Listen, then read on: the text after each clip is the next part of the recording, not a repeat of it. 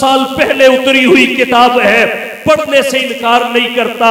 کسی نے نہیں کہا یہ پرانی کتاب ہے اس لیے میں اسے نہیں پڑھتا۔ قرآن پرانا ہوتا ہی نہیں، پرانی مخلوق ہوتی ہے۔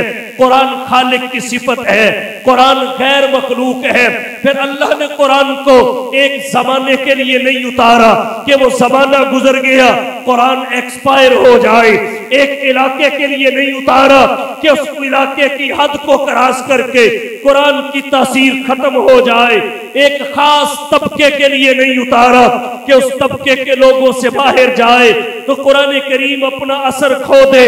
یہ ہر زمانے کے لیے اترا، ہر علاقے کے لیے اترا، ہر طبقے کے لیے اترا۔ آج سائنسی ترقی کا دور ہے، ٹیکنالوجی کی ترقی کا دور ہے۔ آج سائنس اور ٹیکنالوجی کی ترقی سر چڑھ کے بول رہی ہے۔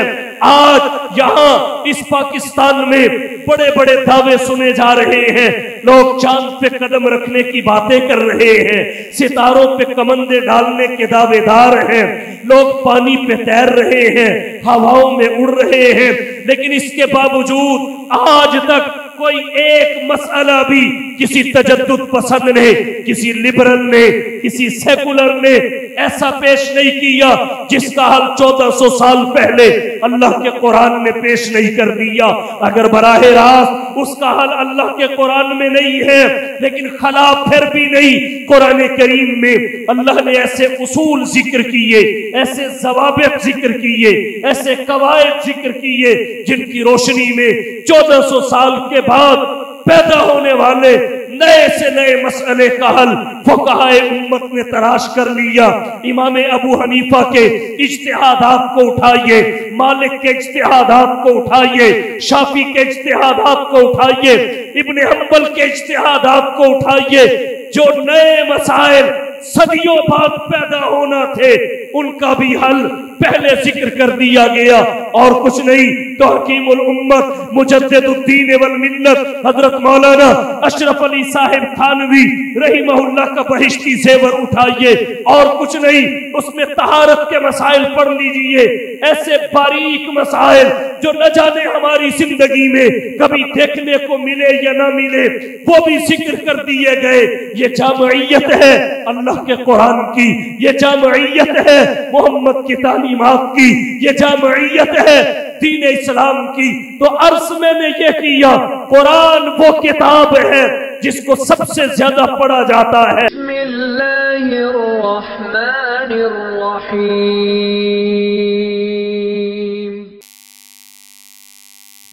اسی طرح آسمانی وحی اور کتابوں میں اللہ نے قرآن کریم کو سب سے زیادہ عظمتوں اور شانوں سے نوازا۔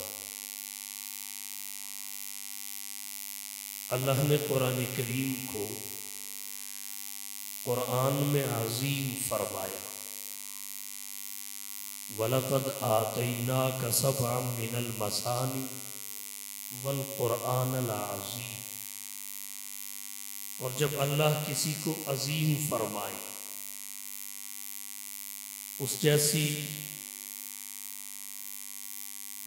اس نو میں دوسری کوئی نہیں ہوتی۔ خواہ حسن میں اللہ عظیم کہے یا قباحت میں اللہ عظیم کہے،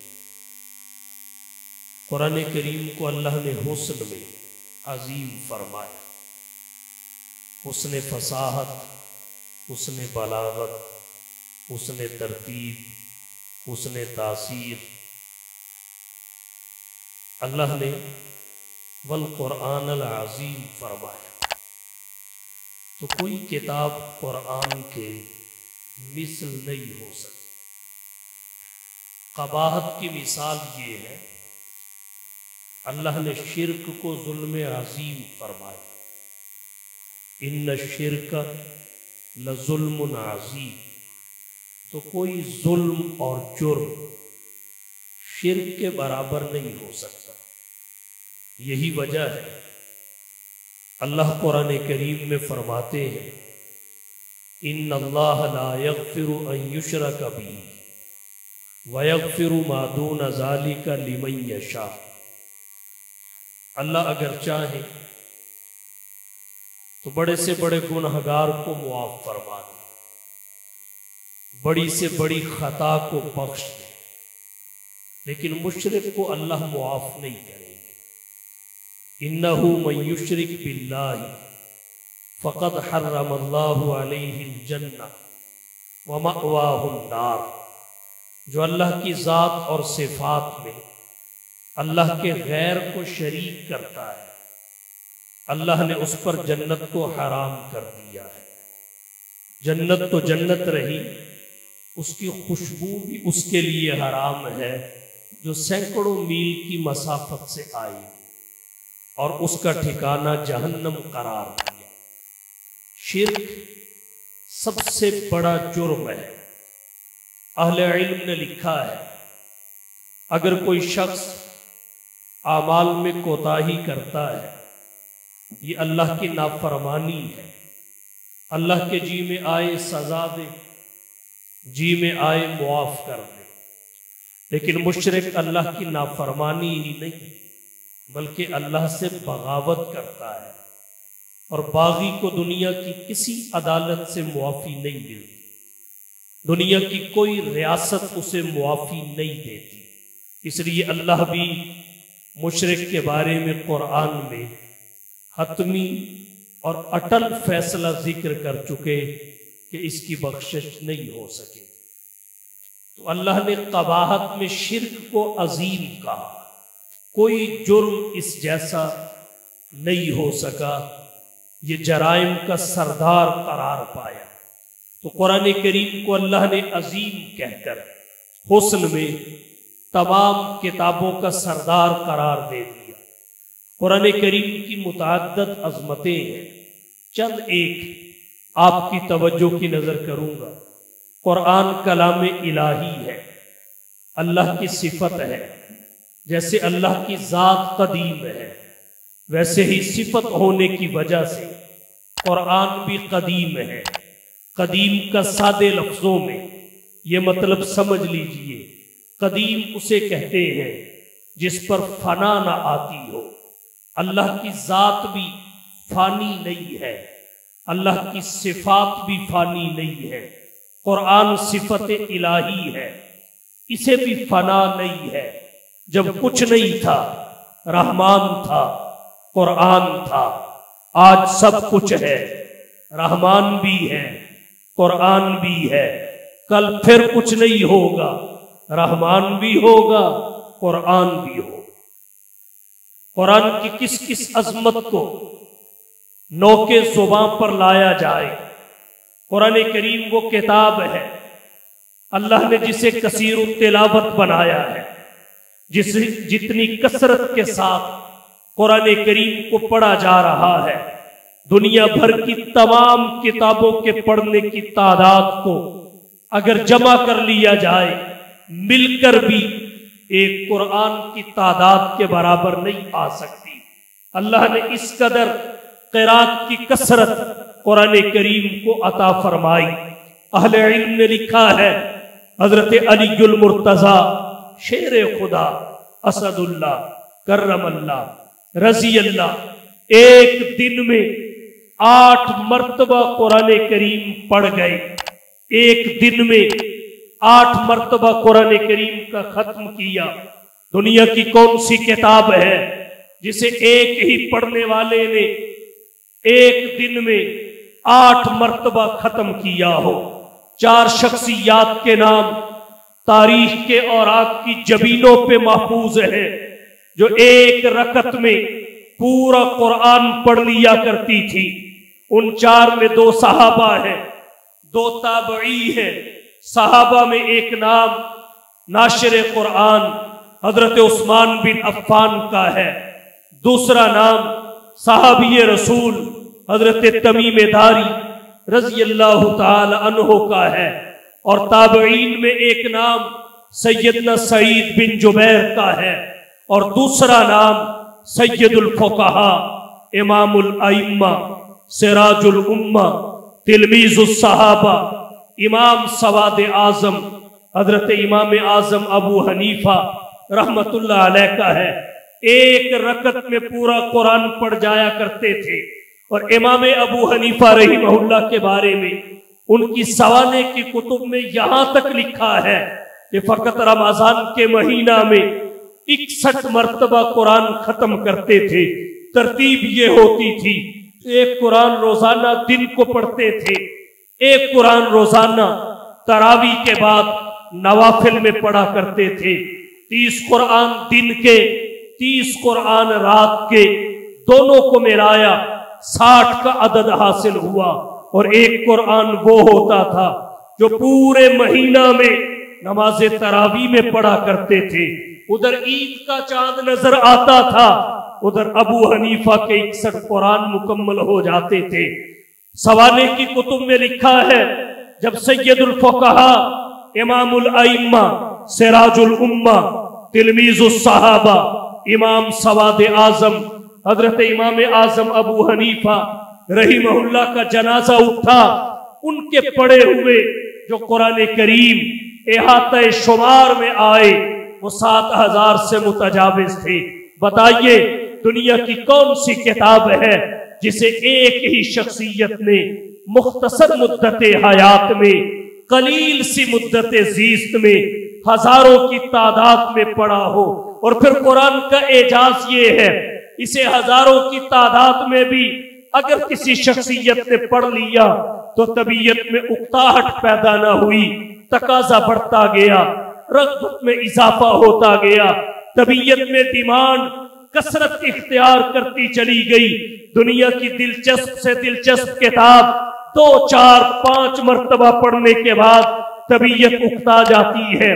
لیکن کیا کہیے قرآن کریم کے، اسے جتنا زیادہ پڑھا جائے لذت میں اضافہ ہوتا چلا جاتا ہے، جتنا زیادہ پڑھا جائے انسان اس کی تلاوت کا اسیر بن جاتا ہے، اس کی تلاوت پاؤں کی زنجیر بن جاتی ہے۔ اور کہنا چاہوں گا یہ قرآن ہی کا تو اعجاز ہے، یہ قرآن ہی کا تو امتیاز ہے کہ کل کا اخبار کوئی آج پڑھنے کے لیے تیار نہیں ہوتا، خبر سے پہلے نظر تاریخ پہ پڑتی ہے، تاریخ پڑھ کے چھوڑ دیتا ہے کہ یہ تو پرانا اخبار ہے، میں اسے نہیں پڑھتا، بھلے اس نے پہلے ایک خبر بھی اس اخبار کی نہ پڑھی ہو، ایک دن پہلے کا اخبار پرانا ہونے کا گلہ کر کے لوگ نہیں پڑھتے۔ لیکن قرآن کا کیا اعجاز ہے، 1400 سال پہلے حضور کے قلب اطہر پہ نازل ہوا، آج 1400 سال کے بعد بھی دنیا کا کوئی شخص یہ شکوہ کر کے کہ یہ تو 1400 سال پہلے اتری ہوئی کتاب ہے پڑھنے سے انکار نہیں کرتا۔ کسی نے نہیں کہا یہ پرانی کتاب ہے اس لیے میں اسے نہیں پڑھتا۔ قرآن پرانا ہوتا ہی نہیں، پرانی مخلوق ہوتی ہے۔ قرآن خالق کی صفت ہے، قرآن غیر مخلوق ہے۔ پھر اللہ نے قرآن کو ایک زمانے کے لیے نہیں اتارا کہ وہ زمانہ گزر گیا قرآن ایکسپائر ہو جائے، ایک علاقے کے لیے نہیں اتارا کہ اس علاقے کی حد کو کراس کر کے قرآن کی تاثیر ختم ہو جائے، ایک خاص طبقے کے لیے نہیں اتارا کہ اس طبقے کے لوگوں سے باہر جائے تو قرآن کریم اپنا اثر کھو دے۔ یہ ہر زمانے کے لیے اترا، ہر علاقے کے لیے اترا، ہر طبقے کے لیے اترا۔ آج سائنسی ترقی کا دور ہے، ٹیکنالوجی کی ترقی کا دور ہے۔ آج سائنس اور ٹیکنالوجی کی ترقی سر چڑھ کے بول رہی ہے۔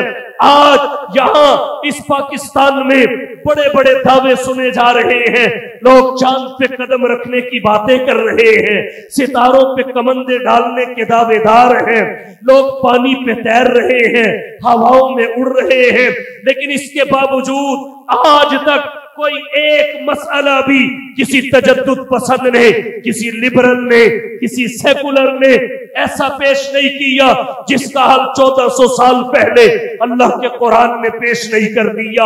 اگر براہ راست اس کا حل اللہ کے قرآن میں نہیں ہے، لیکن خلا پھر بھی نہیں، قرآن کریم میں اللہ نے ایسے اصول ذکر کیے، ایسے ضوابط ذکر کیے، ایسے قواعد ذکر کیے جن کی روشنی میں 1400 سال کے بعد پیدا ہونے والے नए से नए मसले का हल फुक़हाए उम्मत ने तलाश कर लिया। इमाम अबू हनीफा के इज्तिहादात को उठाइए, मालिक के इज्तिहादात को उठाइए, शाफी के इज्तिहादात को उठाइए, इब्ने हम्बल के इज्तिहादात को उठाइए। जो नए मसाइल सदियों बाद पैदा होना थे उनका भी हल पहले जिक्र कर दिया गया। और कुछ नहीं तो हकीमुल उम्मत मुजद्दिदुद्दीन वल मिल्लत हजरत मौलाना अशरफ अली साहिब थानवी रहिमहुल्लाह का बहिश्ती ज़ेवर उठाइए, और कुछ नहीं उसमें तहारत के मसाइल पढ़ लीजिए। ऐसे बारीक मसाइल जो न जाने हमारी जिंदगी में कभी देखने को मिले या ना मिले वो भी जिक्र कर दिए गए। ये जामइयत है अल्लाह के कुरान की, ये जामइयत है मोहम्मद की तालीमात की, ये जामइयत है दीन इस्लाम की। तो अर्ज मैंने ये किया, कुरान वो किताब है जिसको सबसे ज्यादा पढ़ा जाता है। इसे किसी शख्स ने आज तक ये कह के पढ़ने से इनकार नहीं किया कि ये तो 1400 साल पहले नाज़िल हुई। आज जमाना जहां भी पहुंचा कुरान फिर भी आगे खड़ा है, कुरान पीछे नहीं रहा, कुरान फिर भी आगे है। कुरान करीम की शान के क्या कहिए, जब कोई शख्स किसी और किताब को पढ़ता है तो उसके जिस्म की हरकत बिल्कुल साकित भी हो जाती है। वो अपने जिस्म को हरकत से रोक कर जुमूदे महज बनकर भी हर किताब का मुताला कर लेता है। लेकिन कुरान को देखिए, अभी कुरान की तिलावत का आगाज नहीं हुआ, अभी गुलाब उतारा जा रहा है, अभी कुरान आंखों से लगाया जा रहा है, अभी कुरान को बोसा दिया जा रहा है, अभी कुरान सीने से चिपकाया जा रहा है। जुबान पे ताब्बुज़ और तस्मिया है, लेकिन जिस्म में गैर इरादी हरकत पैदा हो जाती है। ये गैर इरादी हरकत, इसे आप रोकना भी चाहे तो आपके बस की बात नहीं है। कब तक याददाश्त पे बोझ डालेंगे, आपकी याददाश्त, आपके ज़ब्त के बंधन टूट जाएंगे, जिस्म में तहरीक पैदा होगी। ये क्या है कि हर किताब को जिस्म की हरकत रोक के पढ़ा जा सकता है, लेकिन अल्लाह के कुरान को नहीं। मेरा ज़ौक़ और विजदान कहता है कुरान खालिक की सिफत है, कुरान खालिक का कलाम है, कलाम मुतकल्लिम के करीब करता है। जब कोई कुरान पढ़ता है कुरान रहमान के करीब कर देता है, और जब रहमान की कुर्बत नसीब होती है फिर बारान रहमत बरसती है, रहमत की बारिश बरसे और पढ़ने वाला न झूमे, ये मुमकिन नहीं।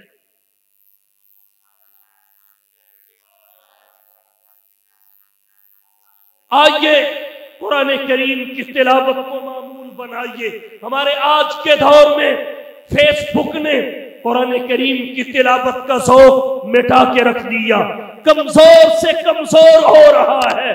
हमारे आज के नौजवान के पास फजर के बाद 2 किलोमीटर की वॉक के लिए तो वक्त है, 10 अखबार पढ़ने का वक्त है, 15 न्यूज चैनल देखने का वक्त है, असर के बाद बीवी बच्चों के साथ बैठकर चाय पीने का वक्त है, इशा के बाद बस में दोस्तों की रौनक और जीनत बनने के लिए वक्त है, आधी आधी रात तक बैठ के गप्पे लगाने का वक्त है। अगर नहीं है तो कुरान करीम के 2 रुकू की तिलावत का वक्त नहीं है। और फिर हमारा आज का मुसलमान ये गिला करता है कुरान भी वही है, रहमान भी वही है, और घर में बरकत नहीं है। याद रखिए, बरकत कुरान के पढ़ने से आती है, कुरान को अलमारी में रखने से नहीं। बरकत कुरान को अपनाने से आती है, कुरान को गुलाब चढ़ा के अलमारी में सजाने से नहीं आती। तो आइए कुरान की तिलावत का ज़ौक़ पैदा करें। कुरान करीम की तिलावत साल में 2 मरतबा, कुरान की तिलावत, खत्मे कुरान, ये कुरान का हक है। जो इससे ज़ायद पढ़ा जाए वो बुलंदी दराजात का बाइस। अल्लाह ने सबसे ज्यादा पढ़ी जाने वाली किताब हमें अता की। और फिर एक इसकी अजमत ये भी है, अल्लाह ने इसके हिफ्ज़ को जितना आसान बनाया है, दुनिया की किसी किताब का हिफ्ज़ उस कदर आसान नहीं है। मेवाती जुबान बोलने वाले बैठे हैं, मेवातियों के इलाके में खड़ा हूँ, जाओ मैं चैलेंज करता हूँ। कुरान करीम के 30 पारे हैं, ताज कंपनी का एक सफा 16 सत्रों पे मुश्तमिल है, और हर पारे के 16 या 18 सफ़हात हैं। लेकिन एक बात कहने लगा हूं, कुरान करीम के 30 पारे हैं, ان چھوٹے چھوٹے بچوں کے سینوں میں محفوظ ہے، ان کی یادداشت کی لوہے محفوظ پہ رقم ہو چکے ہیں، لیکن ایک بچہ بھی آپ اس پورے علاقے سے ایسا پیش نہیں کر سکتے جسے میواتی زبان کی 30 صفحے کی کتاب حفظ ہو، جسے بولنے کے لیے، پڑھنے کے لیے، سمجھنے کے لیے، سمجھانے کے لیے کسی گرامر کی ضرورت نہیں ہے، کسی ڈکشنری کی ضرورت نہیں ہے، کسی ٹیچر کی ضرورت نہیں ہے۔ مادری زبان ہے، علاقائی زبان ہے، آپ کی قومی زبان ہے، اس کے باوجود اس پورے علاقے میں ایک بچے کو، جوان کو، بوڑھے کو 30 صفحے کی اپنی زبان کی کتاب حفظ نہیں ہوگی۔ قرآن آپ کی زبان میں نہیں ہے، قرآن میری زبان میں نہیں ہے، قرآن عربی زبان میں ہے، ہم عجمی ہیں، یہ بچے عجمی ہیں، لیکن پورے کا پورا قرآن باوجود ہے کہ انہیں نہیں پتا آیات کا معنی کیا ہے، انہیں نہیں پتا اس معنی کا مصداق کیا ہے، انہیں نہیں پتا لا ریب فیہ کا معنی کیا ہے، ھدی للمتقین کا ترجمہ کیا ہے، متقین کی تفسیر کیا ہے، لیکن اس کے باوجود الحمد سے لے کر بناس تک پورے کے پورے قرآن کا ان کے سینوں میں سما جانا اس بات پہ دلالت کرتا ہے یاد کرنے کے لحاظ سے قرآن سے آسان کوئی کتاب نہیں اللہ نے بنائی ہے، اور اس لیے بنائی ہے کہ قیامت تک روئے زمین پر اس کے حفاظ موجود رہے، اس کے حفاظ موجود رہے۔ وہ اپنے بچوں کو قرآن کا حافظ بنائے، اپنے بچوں کو قرآن کا حافظ بنائے۔ اب یہ گلا کھینچنے لگ گیا، اس میں کوئی فرق پڑا، اس میں ذرا نکال توجہ ہے۔ قرآن حفظ کے لحاظ سے ویسے کہہ دیں میں اپنا والیم کم کر دوں، لیکن گلا نہ کھینچ، توجہ ہے۔ عرض میں نے یہ کیا، حفظ کے لحاظ سے قرآن سب سے آسان کتاب ہے، قسطلانی میں ہے، سفیان بن عیینہ نے فقط 4 سال کی عمر میں قرآن حفظ کر ہے، قسطلانی میں ہے، سفیان بن عیینہ نے 4 سال کی عمر میں قرآن حفظ کر دیا۔ 4 سال کی عمر میں ہمارے یہاں بچوں کو 4 دادوں کے نام نہیں آتے، اپنے 4 دادوں کے نام نہیں آتے۔ 4 سال کی عمر میں سفیان بن عیینہ نے پورا قرآن اپنی یادداشت میں محفوظ کر دیا۔ اس سے آسان کون سی حفظ کے لحاظ۔ اور کہتا ہوں بانی دارالعلوم دیوبند، حجت الاسلام والمسلمین، قاسم العلوم والخیرات، منبع فیوز و برکات، صاحب آب حیات حضرت مولانا محمد قاسم ننوتوی رحمت اللہ علیہ کے بارے میں ان کی سوانح کی کتابوں میں لکھا ہے، انہوں نے 1 مہینے میں حج کے سفر کے دوران اللہ کا قرآن حفظ کیا۔ مولانا سلیم اللہ خان نے فقط 27 دنوں میں اللہ کا قرآن حفظ کیا۔ مولانا فقیر محمد جہلوی نے حدائق الحنفیہ میں لکھا ہے، امام محمد رحمہ اللہ نے فقط 7 دنوں میں اللہ کا قرآن حفظ کیا۔ امام ذاتی رحمت اللہ علیہ نے تذکرۃ الحفاظ میں لکھا ہے، ابو المنذر ہشام بن محمد قلبی فقط 3 دنوں اللہ کا قرآن حفظ کیا۔ اللہ نے اس کو آسان کیا حفظ کے لیے۔ اللہ چاہتے ہیں قیامت تک اس امت میں حفاظ رہے اور قرآن کا اعجاز ظاہر ہو جائے۔ قرآن کی حفاظت کا سب سے مستحکم ذریعہ حفظ قرآن ہے، کتابت نہیں ہے، حفظ قرآن ہے۔ بل هو آیات بینات فی صدور الذین اوتوا العلم۔ ہمارا آج کا لبرل کہتا ہے، ہمارا آج کا سیکولر کہتا ہے، ہمارا آج کا تجدد پسند کہتا ہے کہ حفظ قرآن پہ جو ان چھوٹے چھوٹے بچوں کے کئی سال لگوائے جاتے ہیں یہ وقت کا ضیاع ہے۔ یاد رکھیے حقیقت یہ ہے کہ پوری زندگی میں بعد میں بھی جو وقت ضائع ہونا ہوتا ہے اس کا قبل از وقت اگر کوئی کفارہ دینا چاہے تو قرآن کے حفظ پہ 2-3 سال. حفظ قرآن ہماری دنیاوی ضرورت بھی ہے، حفظ قرآن ہماری اخروی ضرورت بھی ہے. اس لیے اپنے بچوں کو قرآن کا حافظ بنائیے. اللہ نے اس کے حفظ کو آسان کیا ہے. اور پھر ایک عظمت قرآن کی، اس کی انقلابی تاثیر ہے. جو تاثیر اللہ نے قرآن میں رکھی ہے نہ کسی آسمانی کتاب میں نہ کسی زمینی کتاب میں، جس سے ضلالت ہدایت میں بدلی، جہالت علمیت میں بدلی، بغاوت اطاعت میں بدلی، شقاوت سعادت میں بدلی، اجنبیت اپنائیت میں بدلی، جفا وفا میں بدلی، بود قربتوں میں سمٹا، ذرے صحرا ہوئے، قطرے دریا ہوئے، غلام آقا ہوئے. جو ہلائے عرب مقام صحابیت پہ پہنچے، عرب کے بدو تہذیب و تمدن کے امام بنے. آئیے اس کی تاثیر، اس سے فائدہ اٹھائے. ہمارا آج کا نوجوان کہتا ہے قرآن بھی وہی ہے، رحمان بھی وہی ہے، بڑا پہلے سے بھی زیادہ جاتا ہے، مگر وہ اثر نہیں ہے.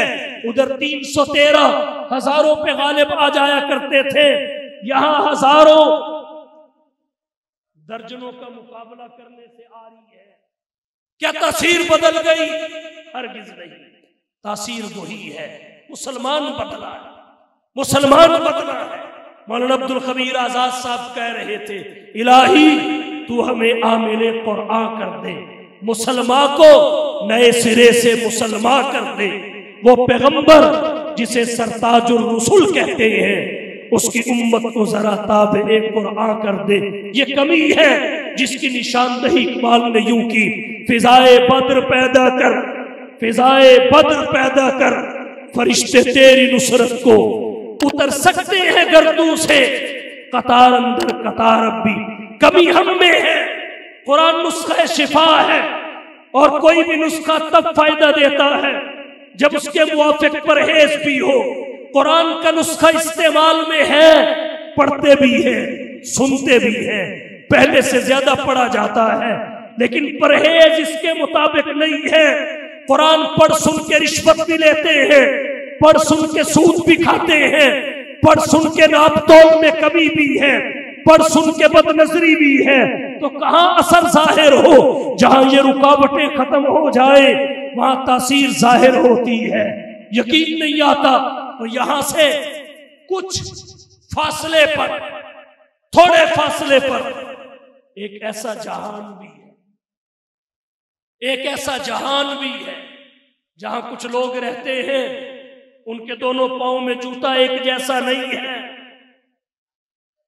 ان کے دونوں پاؤں میں جوتا ایک جیسا نہیں ہے. دسترخوان پہ روٹی ہے تو سالن نہیں ہے، پیاز سے کھا رہے ہیں، لسی سے کھا رہے ہیں، لیکن پوری دنیا کا متحدہ عسکری محاذ بھیک میں واپسی کا راستہ مانگتا رہا. بھیک میں اللہ کی مدد اترتی ہے بشرطے کہ احوال پیدا ہو. آج ایمان کی حساسیت کمزور ہو گئی، قرآنی تعلیمات کے مطابق اجتماعی ماحول نہ رہا.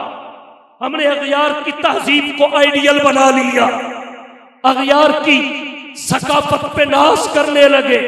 خوشی ہو یا غمی، جلوت ہو یا خلوت، غریبی و امیر، جوانی و پیری، امید و ترنگ، امن و جنگ، رنج و راحت، حزن و مسرت، الغرض ہر موقع پہ ہم غیر مسلموں کی تہذیب کے پیچھے مارے مارے پھرتے ہیں اور گلہ پھر قرآن سے کرتے ہیں.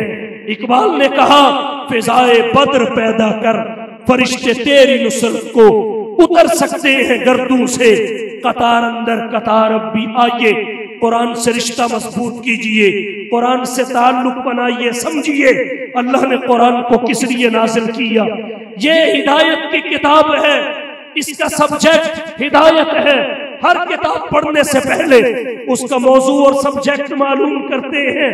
کبھی قرآن کا موضوع معلوم کر کے پڑھا ہے کہ قرآن کتاب ہدایت ہے.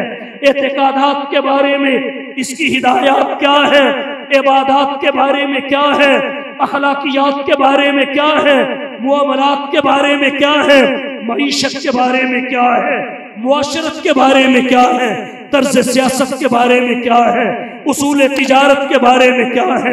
قرآن کریم کو سمجھ کر پڑھیے، پھر دیکھیے کیسے زندگی میں انقلاب آتا ہے۔